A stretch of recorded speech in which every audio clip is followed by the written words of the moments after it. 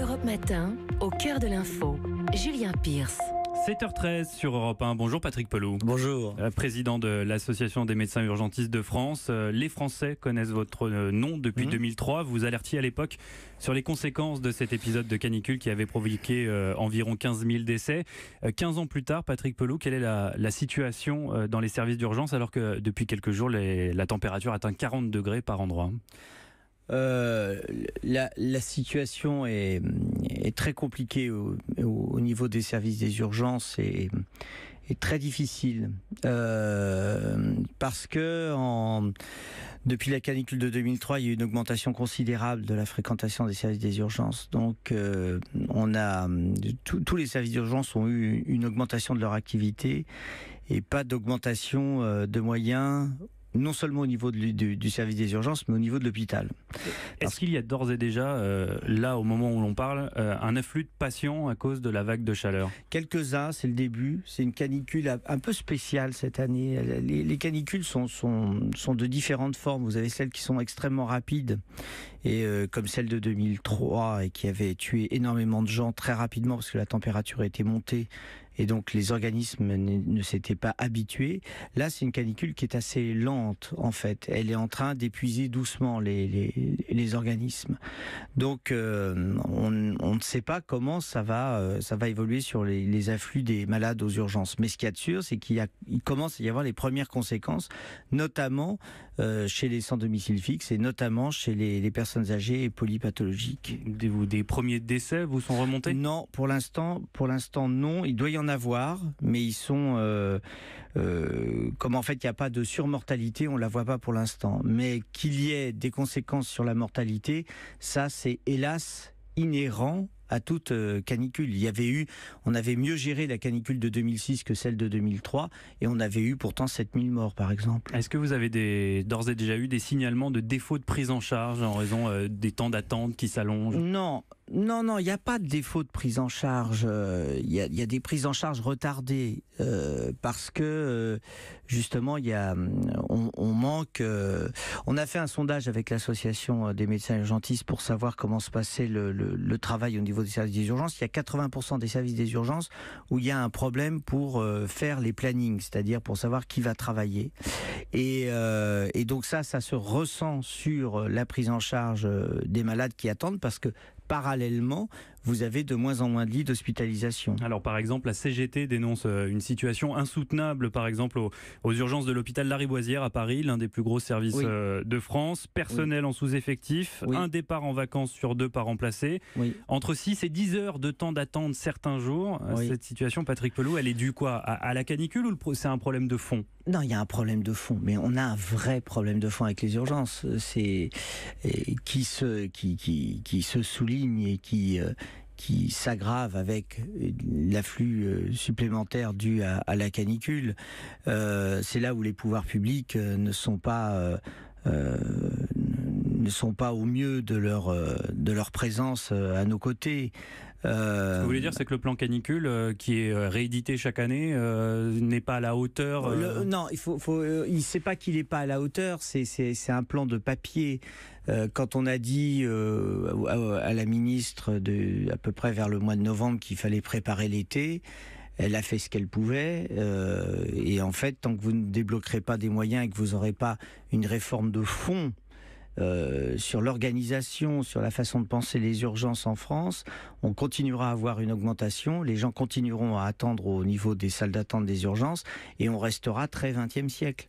Or, il faut changer de mentalité et se mettre à la place des patients qui viennent aux urgences de manière à ce qu'ils attendent moins et ce que les personnels puissent travailler dans de très bonnes conditions. Est-ce qu'il faut dire aussi à une partie de ces gens de ne plus aller aux urgences? Ah non, vous pouvez pas dire ça. Non, alors si on commence à dire ça, nous on voit... Parce que ce discours existe chez certains politiques, de dire il faut responsabiliser les patients. Mais c'est totalement vain. Quand vous avez plus de médecins en ville à côté de chez vous, quand vous n'avez plus de centres de santé, quand vous n'avez plus de recours et d'accès aux soins, qu'est-ce qui vous reste? Il vous reste les urgences. Et vous allez dire aux gens n'allez plus aux urgences, mais vous les laissez dans leur douleur, dans leur souffrance, ils risquent il y a un risque vital. C'est pas possible. Ce discours-là est pas possible. Par contre, le discours que l'on entend et qu'on le veut bien comprendre, qui est une idée qui a été votée dans la dernière loi du projet de loi de financement de la sécurité sociale, c'est de dire, on va inventer une nouvelle forme qui sont des centres de soins non programmés. On va essayer de les répartir un peu partout en France.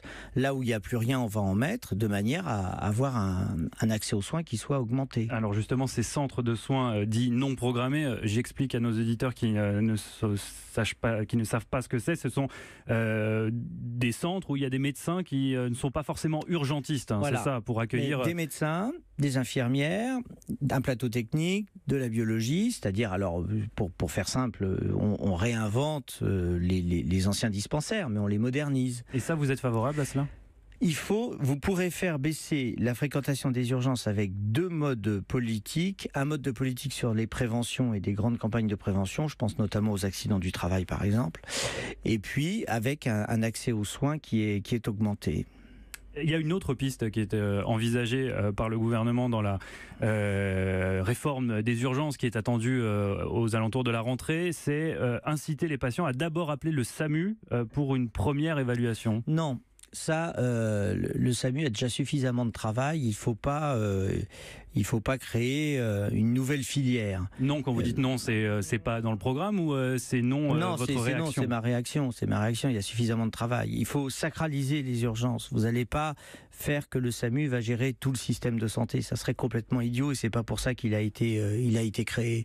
Par contre, sacraliser le SAMU sur les urgences en le faisant mieux travailler avec les sapeurs-pompiers, par exemple, ça c'est un élément important. Et deuxièmement, de permettre l'orientation des malades vers ces consultations de soins non programmés. Mais il ne faut pas se faire d'illusions. Monter ces centres de soins non programmés, il va falloir probablement entre 5 et 10 ans pour que ça tourne.